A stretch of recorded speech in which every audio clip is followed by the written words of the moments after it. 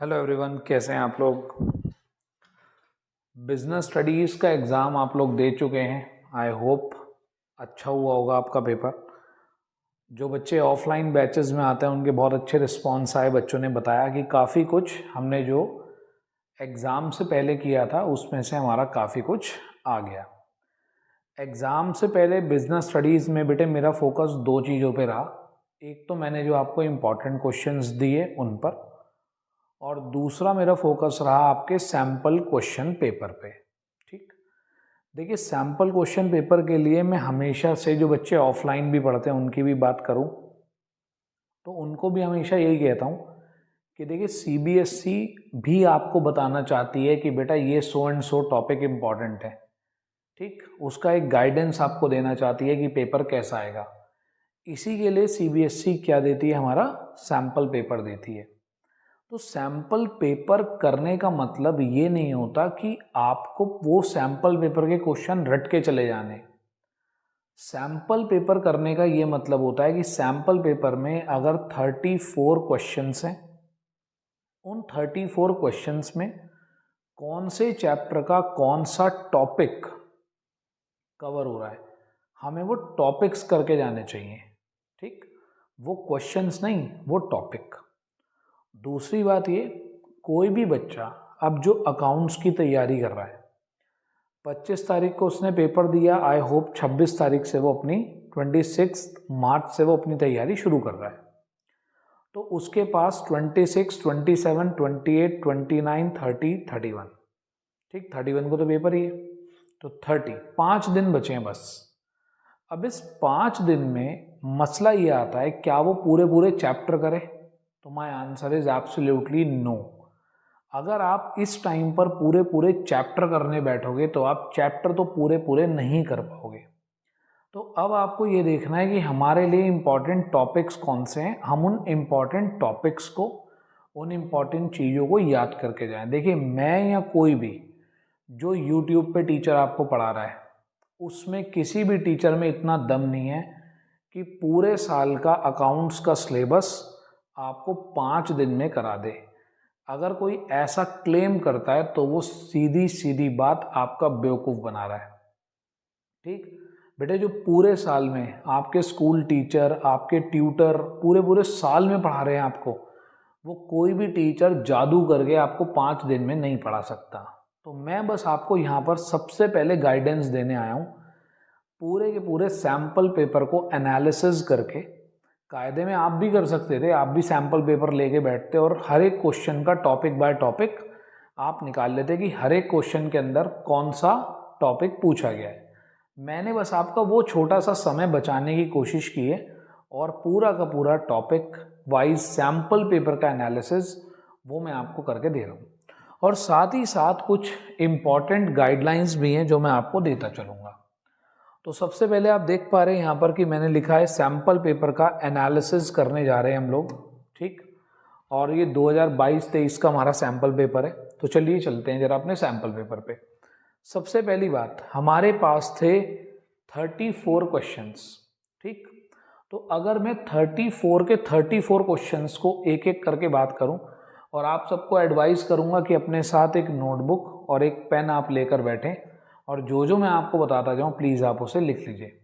हमारा जो पहला क्वेश्चन है, हमारा पहला क्वेश्चन आया एडमिशन ऑफ अ पार्टनर से। जो हमारा सैम्पल पेपर है, सैम्पल पेपर के अकॉर्डिंग हमारा पहला क्वेश्चन आया है एडमिशन ऑफ अ पार्टनर में, जहां पर गुडविल और न्यू प्रॉफिट शेयरिंग रेशियो ये दो टॉपिक पूछे गए हैं। गुडविल का अकाउंटिंग ट्रीटमेंट और new profit sharing ratio, correct, ये पहला हमारा क्वेश्चन पूछा गया है। तो न्यू पीएसआर निकालने के लिए आपको क्या करना होता है?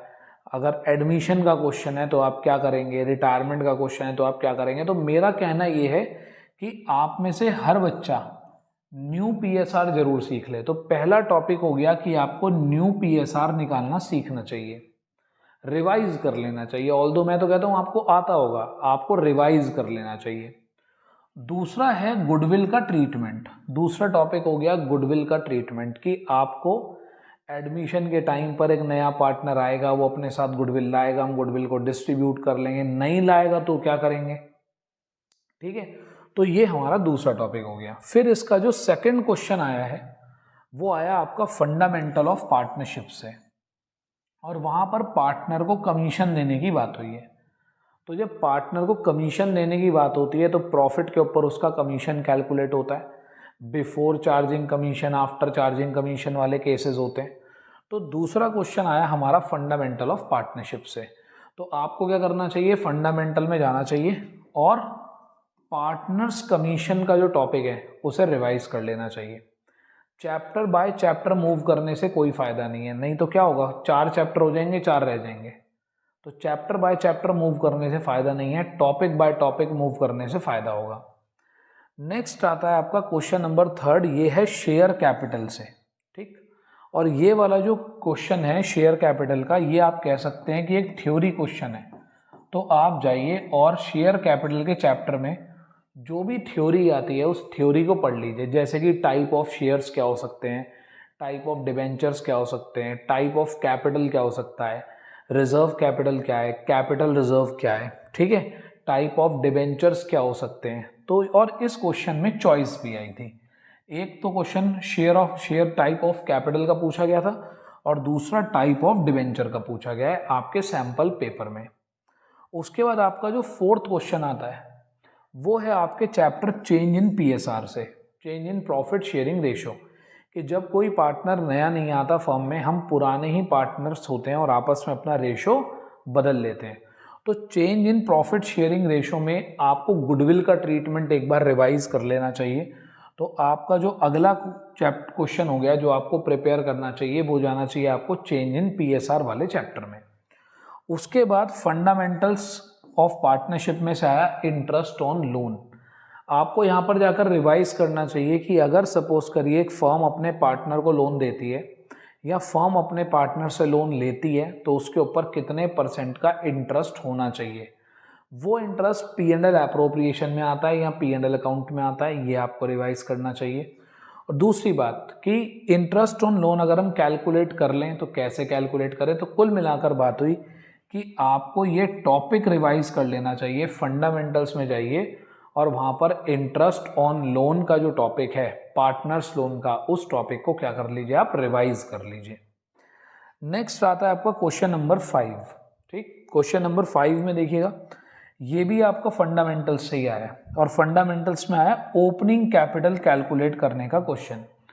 हमें ईयर एंड की कैपिटल दे रखी होगी, हमें रिवर्स कैलकुलेशन करके क्या कैलकुलेट करनी है, ओपनिंग कैपिटल।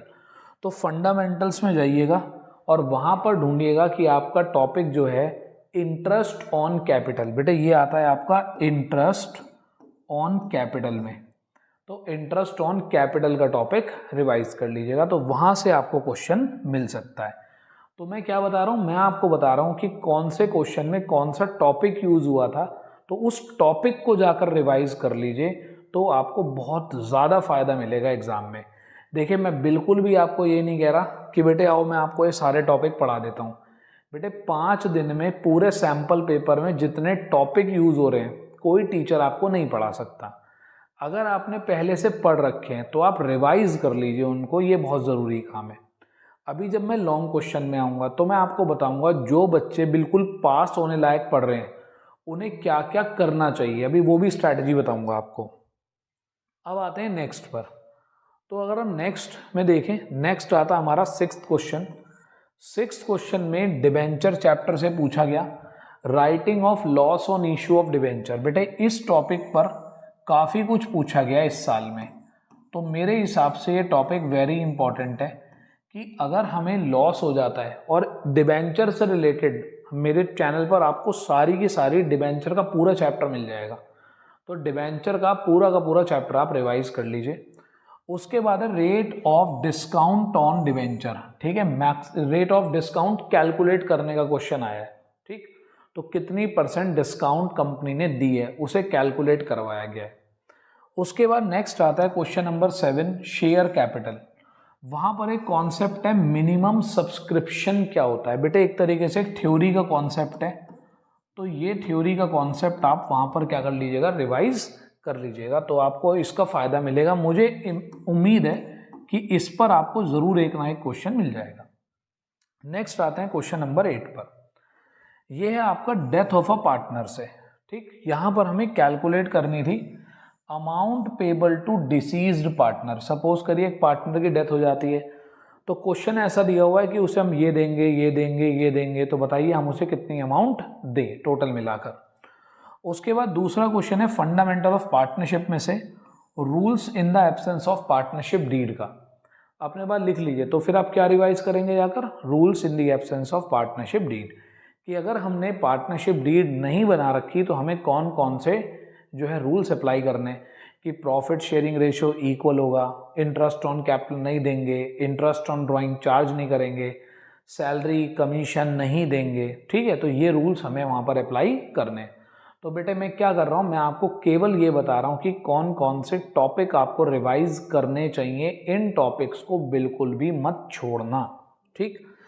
नेक्स्ट आता है आपका question number 9, fundamentals of partnership में सही फिर से फंडामेंटल का क्वेश्चन आ गया। बेटे फंडामेंटल्स के चैप्टर से एक एक नंबर के 6 क्वेश्चन आए हुए हैं। सबसे ज़्यादा एमसीक्यूज फंडामेंटल्स ऑफ पार्टनरशिप से पूछे गए हैं। तो यहाँ पर आपको पार्टनर की कमीशन निकालने की बात करी गई थी और P&L एप्रोप्रिएशन अकाउंट, एक छोटा सा P&L एप्रोप्रिएशन अकाउंट बनाने के लिए कहा गया है। और ये जो दोनों क्वेश्चन है, ये जो क्वेश्चन नंबर 9 और 10 है बेटे, ये केस स्टडी बेस्ड आए थे। ये कैसे आए, केस स्टडी, एक केस स्टडी आई है और उस पर आपको इन दोनों क्वेश्चंस के आंसर देने हैं। तो उसमें पार्टनर्स कमीशन भी निकालना था, P&L एप्रोप्रिएशन अकाउंट बनाना था, ठीक है। और दूसरे क्वेश्चन में भी कुछ इसी तरीके की बात की गई है कि एक में डिविजिबल प्रॉफिट निकालना और एक में कमीशन निकालनी है।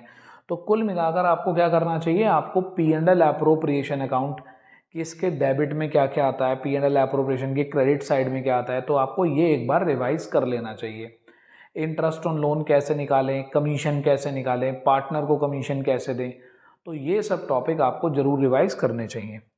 नेक्स्ट आते हैं जी, देखें जी, नेक्स्ट आपका जो टॉपिक है फंडामेंटल ऑफ पार्टनरशिप से ही है और टॉपिक आया है गारंटी ऑफ प्रॉफिट का, ठीक है। कि दो पार्टनर्स ने या 3 पार्टनर्स ने गारंटी दी है किसी दूसरे पार्टनर को, तो आपको क्या, ये गारंटी ऑफ प्रॉफिट एक जगह और भी आया हुआ है 3 नंबर का। तो फंडामेंटल से ही आपको क्या रिवाइज करना चाहिए, गारंटी ऑफ प्रॉफिट रिवाइज करना चाहिए। नेक्स्ट आता है accounting for share capital, share capital का क्वेश्चन, और वहां आया री इशू ऑफ शेयर्स।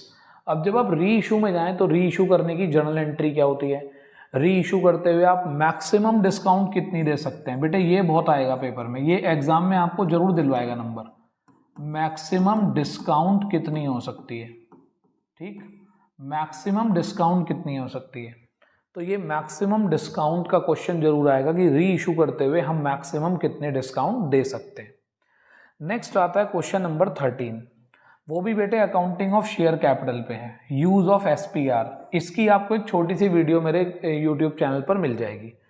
तो use of SPR, security premium reserve, ये भी बेटे मस्ट, ये पेपर में आएगा ही आएगा 100%। तो जो बच्चे थोड़े वीक हैं, जो बच्चे थोड़ा ये सोचते हैं कि यार अब हम 4-5 दिन में इतना कर लें, तो बेटे जिन चीज़ों को मैं मस्ट कहता जा रहा हूँ वो ज़रूर आप लोग कर लें, वहाँ से आपको नंबर ज़रूर मिलेंगे। और बेटे देखिए एक एक नंबर जोड़ जोड़ के ही आपके 27 मार्क्स बनेंगे। 80 नंबर का पेपर होता है, 1/3 मार्क्स आपको पास करने के लिए लाने होते हैं, थ्योरी प्रैक्टिकल दोनों में अलग अलग पास होना होता है। तो कम से कम 27 मार्क्स तो हर बच्चे को लाने होते हैं पास होने के लिए। तो ये जो मैं बीच बीच में छोटी छोटी चीज़ें बता रहा हूँ, ये पास करने के लिए आप सोचिए एक एक ईंट जोड़कर ही आप पूरा एक घर बनाएंगे, समझे बात। तो नेक्स्ट आते हैं क्वेश्चन नंबर 14 पर। यहाँ पर भी एडमिशन ऑफ अ पार्टनर और टॉपिक दिया है कैपिटल एडजस्टमेंट का। कैपिटल एडजस्टमेंट क्या होता है, एक नया पार्टनर आ रहा है, पुराने पार्टनर अपनी कैपिटल नए वाले पार्टनर के बेस पर क्या कर रहे हैं, एडजस्ट कर रहे हैं। तो ऐसे ही आपको बुक में कई क्वेश्चन मिल जाएंगे जिसमें नया पार्टनर आया होगा और नए पार्टनर के बेस पर पुराने वाले अपनी कैपिटल को क्या करते हैं, एडजस्ट करते हैं। तो वहाँ पर ये टॉपिक बेटे ये भी आप मानकर चलिए 1 मार्क से लेकर, ये आपको 1 मार्क से लेकर और 3 मार्क तक दिलवा देता है, ठीक है। अगला आते हैं क्वेश्चन नंबर 15 में है इंटरेस्ट ऑन ड्राइंग। यहाँ भी चॉइस थी और दोनों इंटरेस्ट ऑन ड्राइंग में ही चॉइस है। तो इंटरेस्ट ऑन ड्राइंग यहाँ पर आपका कवर होगा। नेक्स्ट क्वेश्चन पे आते हैं। नेक्स्ट है आपका क्वेश्चन नंबर 17। ठीक, क्वेश्चन नंबर 16 में डिसोल्यूशन की बात हुई, पार्टनरशिप का डिसोल्यूशन करने की बात हुई, पार्टनरशिप को खत्म करने की बात हुई। तो वहां पर कुछ इस तरह का क्वेश्चन दे रखा है कि हमने एसेट्स इतने में बेच दी, लायबिलिटी का पेमेंट इतने में कर दिया, तो बताइए हमें लॉस हुआ या गेन हुआ। तो इस तरीके की बात यहाँ पर पूछी गई है। क्लियर। उसके बाद बेटे क्वेश्चन नंबर 17 जो है, अब यहाँ से हमारे 3 नंबर के क्वेश्चन शुरू हो जाते हैं। अभी मैं आपको पूरा एनालिसिस भी दिखाऊंगा कि कितने कौन से चैप्टर से कितने मार्क्स का पेपर आया, सैंपल पेपर। देखिए अब 17वें क्वेश्चन में, 17 क्वेश्चन में डेथ ऑफ अ पार्टनर का कॉन्सेप्ट पूछा गया है और उसमें आपको कैलकुलेट करना है P&L suspense account. Sir P&L suspense क्या होता है बेटे? जिन बच्चों को पता है वो तो रिवाइज जरूर करिएगा इस टॉपिक को, और जिन बच्चों को नहीं पता बेटे, P&L सस्पेंस का मतलब होता है ईयर जब से स्टार्ट हुआ और जब पार्टनर की डेथ हुई उस टाइम पीरियड का प्रॉफिट कैलकुलेट करना। ये मेरे हिसाब से मोस्ट इंपॉर्टेंट टॉपिक है 3 नंबर में आने के लिए।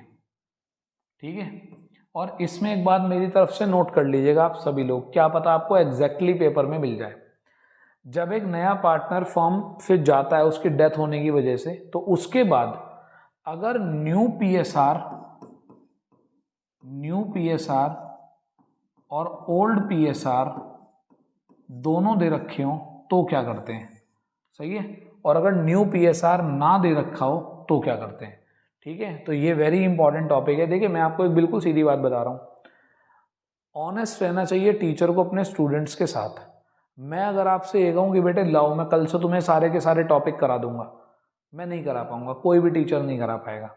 हाँ, मैं आपको केवल इतना बता सकता हूँ कि बेटे ये टॉपिक इंपॉर्टेंट है। अब क्या पता आप YouTube पे सर्च करें आपको और जगह मिल जाए यही टॉपिक, तो मैं कह रहा हूँ आप ये टॉपिक जरूर कर जाना, आप कहीं से भी कर जाओ। आप अपने किसी फ्रेंड से सीख लो, आप अपने ट्यूटर से दोबारा सीखो, आप अपने स्कूल टीचर से सीखो। आप ये मानकर चलिए जिन लोगों के पास आप पूरे साल पढ़ते हैं उनको आप कभी रिप्लेस नहीं कर सकते, उनको कोई रिप्लेस नहीं कर सकता। लेकिन ये चीज़ें बस मैं आपको इसलिए बता रहा हूँ कहीं ऐसा ना हो आप में से किसी का कोई ये टॉपिक छूट गया हो, तो एक बार इनको बिल्कुल रिकैप इनका ले लीजिए और ज़रूर करके जाइएगा। फंडामेंटल्स में P&L appropriation with guarantee of profit आ रखा है, तो गारंटी ऑफ प्रॉफिट का एक छोटा क्वेश्चन भी आया था और यहाँ पर 3 नंबर का भी ये क्वेश्चन आया है P&L एप्रोप्रिएशन बनाने का। ठीक, और इसके साथ चॉइस में आया है पास्ट एडजस्टमेंट, तो मुझे उम्मीद है एग्जाम में भी ऐसा ही आएगा। तो इतना कर सकते हैं कि यहाँ तो आप गारंटी ऑफ प्रॉफिट सीख लीजिए या पास्ट एडजस्टमेंट सीख लीजिए, दोनों में से कोई एक सीख लीजिए आप, तो आपका काम बन जाएगा। उसके बाद आता है question number 19, issue of debentures.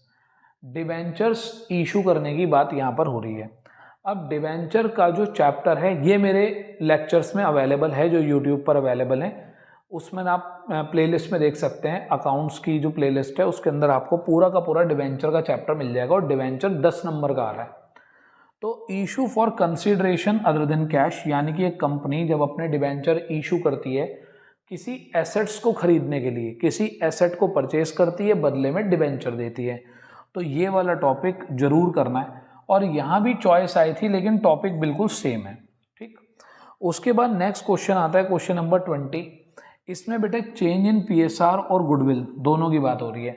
पहले तो आपसे गुडविल वैल्यू करवाई जा रही है, गुडविल की वैल्यू कैलकुलेट करो, और फिर चेंज इन पीएसआर का ट्रीटमेंट कराया जा रहा है। गुडविल की वैल्यू के मेथड हैं अलग अलग, average profit method, super profit method, capitalisation method. ठीक, तो वैल्यू ऑफ गुडविल पहले फाइंड आउट करो और उसके बाद आप क्या करो, चेंज इन पीएसआर में उसका अकाउंटिंग ट्रीटमेंट करो। ये आपका क्वेश्चन है। आगे चलते हैं जी। नेक्स्ट आपका आता है question number 21, accounting for share capital में से ही बैलेंस शीट का प्रेजेंटेशन। बेटे 101%, 101% आएगा 4 नंबर का, इसे कोई नहीं रोक सकता आने से। इस टॉपिक को मार्क कर लीजिए।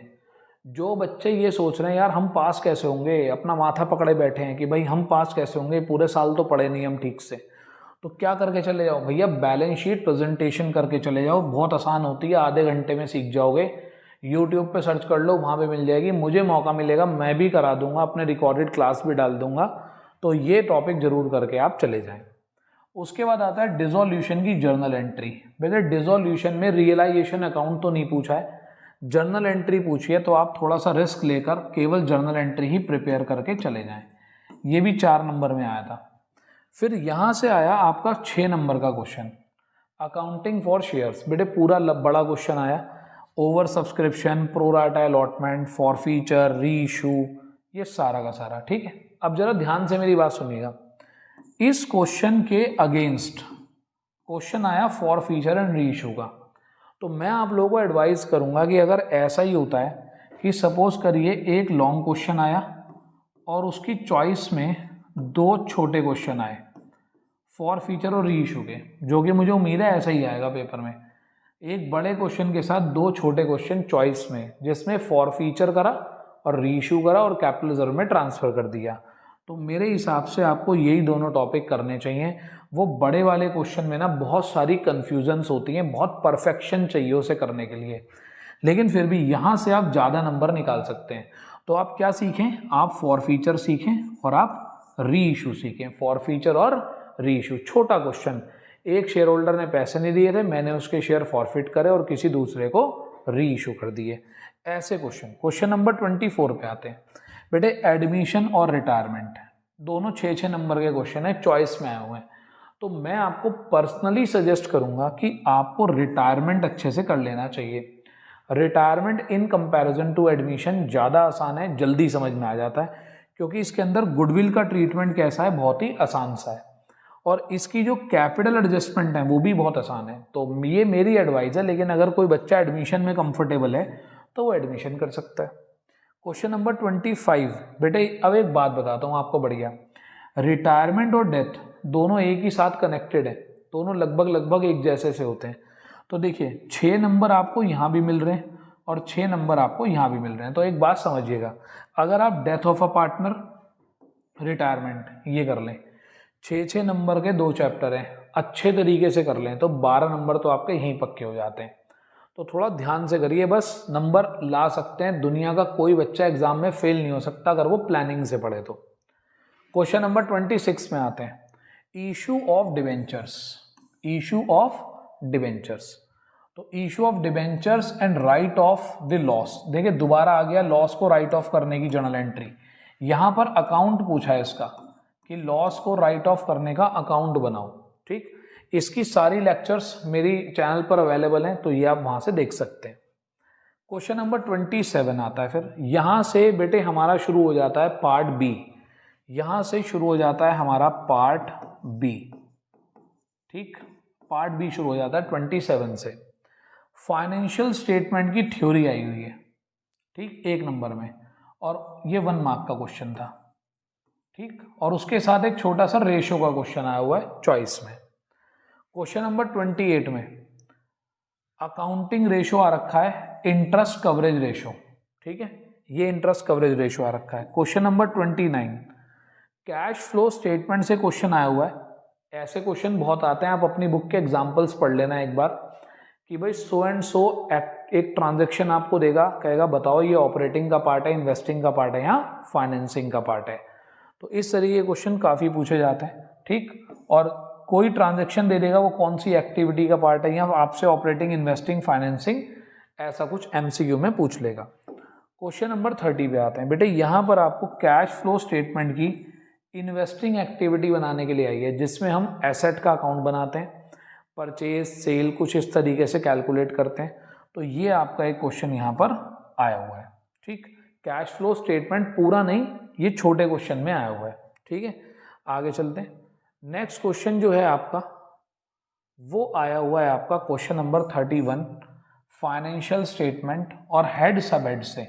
बेटे ये वेरी इंपॉर्टेंट क्वेश्चन है, इसमें आसानी से नंबर आ जाते हैं। आपके पास जो भी बुक हो उसके एग्जाम्पल्स पढ़ लेना और ध्यान से देख लेना कि हेड्स कौन कौन से होते हैं, हेड्स। ठीक, अंदर के सब हेड अगर भूल भी जाओ कोई बात नहीं, हेड्स अच्छे से पढ़ लेना। तो हेड सब हेड का क्वेश्चन 3 नंबर में आया हुआ है। उसके बाद आते हैं क्वेश्चन नंबर 32। बेटे यहाँ पर अकाउंटिंग रेशो में से एक थ्योरी आई हुई है जिसमें पूछा गया है लिमिटेशन ऑफ अकाउंटिंग रेशो। तो ये मेरी आपको पर्सनल एडवाइस कि रेशो के चैप्टर में जो आपका अकाउंटिंग रेशो का चैप्टर है, अकाउंटिंग रेशो, इसमें जो भी थ्योरी दे रखी है अपनी बुक खोलिए और अच्छे तरीके से पढ़ लीजिए। ठीक, नेक्स्ट आता है क्वेश्चन नंबर 33। अकाउंटिंग रेशो और अकाउंटिंग रेशो की चॉइस थी, 4 नंबर में आया था, 2 क्वेश्चन आए हुए हैं। तो इसमें अगर आप कुछ और भी ना कर पाए, देखिए जिसको पूरा चैप्टर आता है बहुत अच्छे से, बहुत बढ़िया बात है, आना भी चाहिए बेटे, पूरा साल बीत चुका। अदरवाइज आप इस चैप्टर के सारे फॉर्मूले याद कर लीजिए, क्योंकि बेटे फॉर्मूले का भी नंबर है। ठीक, फॉर्मूला लिखने का भी नंबर है। और लास्ट क्वेश्चन आपका 34 कैश फ्लो स्टेटमेंट का है, जिसके अंदर आपको कैश फ्लो स्टेटमेंट बनाना है। क्लियर? तो ये हमारे 34 क्वेश्चन आए थे। आप इस पूरी क्लास में से आराम से आप अपने पास टॉपिक लिख लीजिए कि आपको ये टॉपिक प्रिपेयर करने हैं, और विद इन 2 डेज, सबसे पहले 26 तारीख और 27 तारीख, 2 दिन के अंदर अंदर ये सारे टॉपिक प्रिपेयर कर लीजिए। उसके बाद ज़्यादा से ज़्यादा ध्यान दीजिए अपने बुक के शॉर्ट क्वेश्चन और वेरी शॉर्ट क्वेश्चंस पर, क्योंकि बहुत सारा मटेरियल वहीं पर आ रहा है। अच्छे बढ़िया चैप्टर में है रिटायरमेंट और डेथ, इन दोनों को करो 12 नंबर पक्के। अब सामने देखिएगा, ये मैंने आपके लिए एक ब्लूप्रिंट टाइप बनाया कि पेपर में किस तरीके से कैसे क्वेश्चन पूछ रहे हैं। तो जरा आप एक बात देखते हैं, सबसे इंपॉर्टेंट बात यह है, अगर एक बच्चा कहता है कि सर मुझे पास होना है, बस मुझे ये बताओ पास होने का जुगाड़ बताओ, बेटे जरा ध्यान से सुनना। ये जो रिटायरमेंट है, मैंने यहाँ पर देखिए रिटायरमेंट फिलहाल ब्लैंक है, क्योंकि रिटायरमेंट और एडमिशन दोनों में चॉइस आ रही है। सही, तो दोनों में आ रही है चॉइस। तो यहाँ पर एडमिशन में भी 6 नंबर का एक क्वेश्चन आ रहा है, और इसके साथ चॉइस में एक क्वेश्चन यहाँ भी आ रहा है।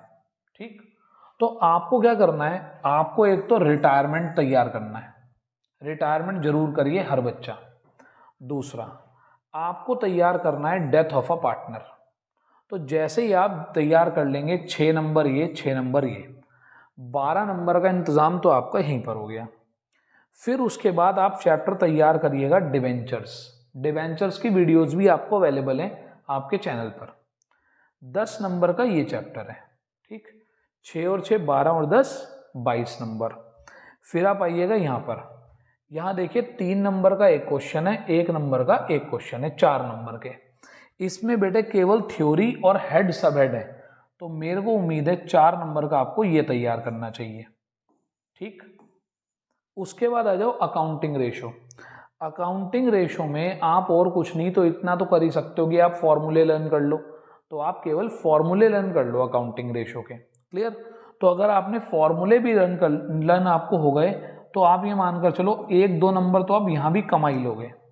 ठीक, CFS में जाओ। CFS में जितने भी आपकी बुक के छोटे छोटे इलस्ट्रेशन है 1-1 नंबर वाले, वो कर लीजिए, तो 1 से लेकर 2 नंबर तक यहाँ भी मिल जाएंगे आपको। ठीक है, और कहाँ से कमा सकते हैं हम नंबर? पार्टनरशिप में जाइएगा, और पार्टनरशिप में 1-1 नंबर के, फंडामेंटल ऑफ पार्टनरशिप में 1-1 नंबर के 6 क्वेश्चन आ रहे हैं, और इनमें से भी 3-4 क्वेश्चन ऐसे हैं जो थ्योरी बेस्ड है, नॉर्मल सिंपल थ्योरी है। क्लियर? तो यहाँ से भी आप 3 से 4 नंबर आप ले सकते हैं। क्लियर? तो अगर आप ध्यान से देखें, 6 और 6 12, 12 और 10 22, 22 और 4 26, 26 और 2 28 और 2 30 और 3 33, 33 मार्क्स का। और अभी मैंने बाकी किसी को काउंट नहीं करा।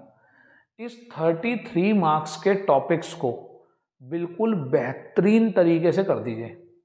33 में से, अगर ये बात मैं उसके लिए कर रहा हूँ जो बच्चा अभी तक बेचारा कुछ नहीं पढ़ पाया, देखो XYZ रीज़न किसी के साथ कुछ भी हो सकता है, पास होना लेकिन सब चाहते हैं। तो सिंपल सी बात भैया, सबसे पहले तो ये टॉपिक्स निपटाओ जो मैंने बताए हैं 2 दिन के अंदर अंदर। चाहे किसी भैया दीदी से समझो, चाहे अपने दोस्त से समझो, चाहे ट्यूटर से समझो, चाहे आप कहीं भी बैठकर किसी से भी पढ़ो, लेकिन भैया ये अगर आप पास होना चाहते हैं तो ये टॉपिक्स आप पहले सबसे कर लीजिए जरूर। क्लियर?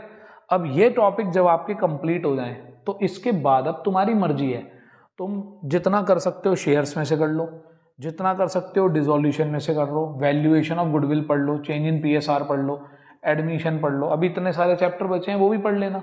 क्लियर? तो देखिए मेरा सिंपल सा पॉइंट ऑफ व्यू ये था, मैंने पहले पूरा का पूरा पेपर आपको इसलिए बताया क्योंकि जो बच्चे जानना चाहते हैं कि भाई हम इस टाइम पर कौन से टॉपिक प्रिपेयर करें, तो मेरा कहने का मतलब है जो टॉपिक सैम्पल पेपर में आ रखे हैं वो क्वेश्चन नहीं, वो टॉपिक प्रिपेयर करो, पहली बात। और दूसरा, जो बच्चे बिल्कुल पास होना चाहते हैं, कहते हैं भाई चलो हमने अभी तक तो कुछ नहीं पढ़ा लेकिन पास तो हो ही जाए, तो वो एटलीस्ट ये वाले टॉपिक कर लो, गारंटी मेरी 100% पास हो जाओगे अगर इन्हें शिद्दत से करके आप लोग चले गए। ठीक है, चलिए मिलेंगे नेक्स्ट क्लास में, कुछ और नेक्स्ट क्लास की कुछ बातें, और मैं अपनी जो ऑफलाइन क्लास होती है उसकी रिकॉर्डिंग भी डाल दूंगा। जिन भी बच्चों के काम आए बहुत अच्छी बात है। मेरे पढ़ाने की वजह से चाहे एक बच्चे के 5 नंबर बढ़े, 2 नंबर बढ़े, 4 नंबर बढ़े, ठीक, कितने भी नंबर बढ़े, कुछ भी उसको फ़ायदा हो, मुझे अच्छा लगेगा कि हाँ भाई उसे कुछ ना कुछ फ़ायदा हुआ। बीएसटी के मैंने आपको इंपॉर्टेंट टॉपिक्स बताए थे, उससे काफ़ी बच्चों को फ़ायदा मिला। ठीक, और उसके बाद सैम्पल पेपर हम लोगों ने डिस्कस करा था, उससे फ़ायदा मिला। तो किसी भी बच्चे को अगर फ़ायदा मिलता है तो बहुत ही अच्छी बात है। एक टीचर के लिए खुशी की बात होती है कि बच्चे को कहीं ना कहीं उसका फ़ायदा हो रहा है। तो आप इसके हिसाब से थोड़ी सी प्लानिंग करिए, थोड़ी सी पढ़ाई करिए। 26 तारीख यानी कि आज का दिन और कल का दिन, 2 दिन बहुत ही क्रूशियल है। शुरू में ज़्यादा काम निपटाइए, बाद के लिए ज़्यादा काम मत छोड़िए। ठीक है, चलिए मिलेंगे नेक्स्ट क्लास में। Thank you, have a nice day और best of luck for your exam. बिल्कुल भी हारिए मत, बिल्कुल भी थकिए मत कि अरे नहीं यार अभी तो 5 दिन है, या कोई बच्चा ये सोचा रहे यार मैं तो पूरे साल फेल हुआ हूँ, अब भी फेल होऊंगा, छोड़ो यार मेरे बस की नहीं है अकाउंट्स। बिल्कुल भी ऐसा मत सोचना। फेल वही बच्चा होगा जिसने सोच रखा है कि मैं फेल हो जाऊंगा। जहां तुमने ये सोच लिया कि मैं पास हो जाऊंगा, मुझे पास होना है, तुम 100% पास होगे, तुम्हें कोई नहीं रोक सकता पास होने से। ठीक है, तो अपने ऊपर भरोसा रखो, ईश्वर पे भरोसा रखो, और लास्ट में जितना दम लगा सकते हो लगा दो, तुम 100% पास हो जाओगे, ये देख लेना तुम। ठीक है, चलिए best of luck, lots of good wishes for your exam. Thank you, have a nice day. मिलेंगे नेक्स्ट क्लास में।